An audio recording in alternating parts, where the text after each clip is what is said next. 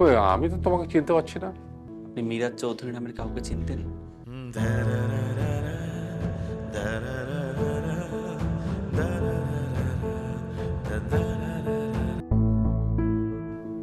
এই ছেলে, এই তুমি কি এভাবে এখানে চুপচাপ বসে থাকবে? নাম পরিচয় কিছু বলবে না? হুম, দেখো এখন যদি তুমি এইভাবে চুপচাপ বসে থাকো তাহলে কিন্তু আমি কঠিন হতে বাধ্য হব। আরে, এই রেবেকা, এই ছেলে এখানে ঢুকলো কি করে? আমি কি করে বলবো? দারোয়ানকে জিজ্ঞেস করো। এই হাসো, হাসো, এই হাসো। স্যার আবার ডাকছেন? এই ছেলে এই বাড়িতে ঢুকলো কি করে? স্যার খালুজানের পরিচয় দিল, সেই জন্য ঢুকতে দিছি। বাহ বাহ বাহ, আব্বার পরিচয় দিল আর তুই যাচাই বাছাই না করেই ঢুকতে দিলি? হ্যাঁ, জানি দেখে।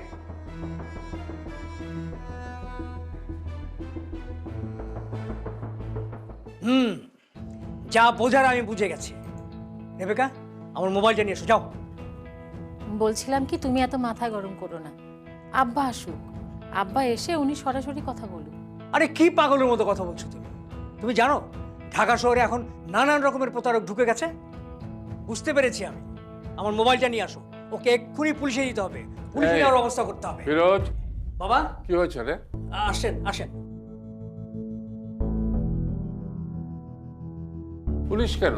আব্বা আসছেন? হ্যাঁ। এই যে দেখেন, দেখেন এই যে এই ছেলেটা দারোয়ানকে ভুলভাল বুঝিয়ে বাড়িতে ঢুকে পড়ছে।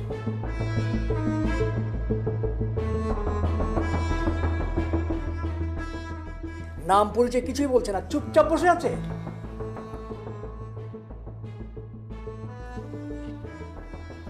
এই ছেলে, কে তুমি? কার কাছে এসছো? আরে কি হলো, কিছু বলছো না কেন? কথা বলো।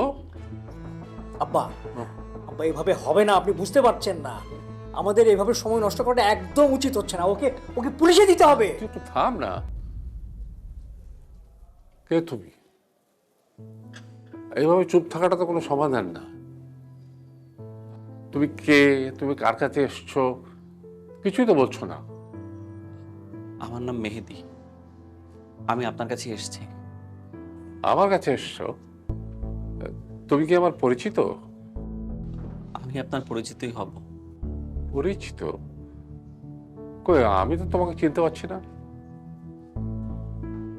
আপনি মিরাজ চৌধুরী নামের কাউকে চিনতেন?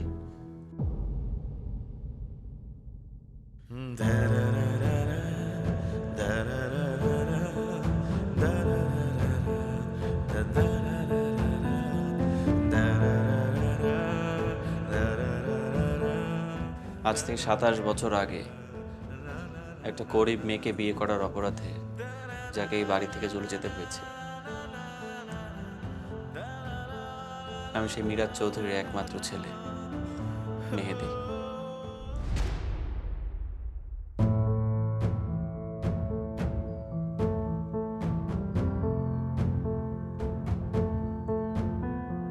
আব্বা, আব্বা আপনি ওর কথা বিশ্বাস করবেন না। ও একটা নাটক সাজিয়ে এনেছে। আব্বা, আব্বা এক্ষুনি ওকে এখান থেকে বের করে দিতে হবে। এই ছেলে, এই এক্ষুনি তুমি এই বাড়ি থেকে বেরিয়ে যাও, যাও।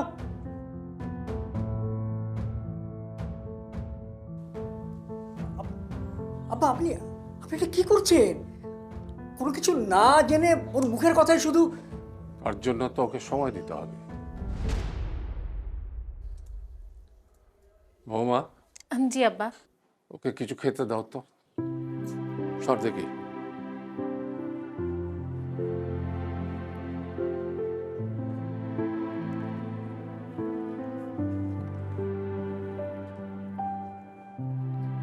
তোমার কাছে কোনো প্রমাণ আছে?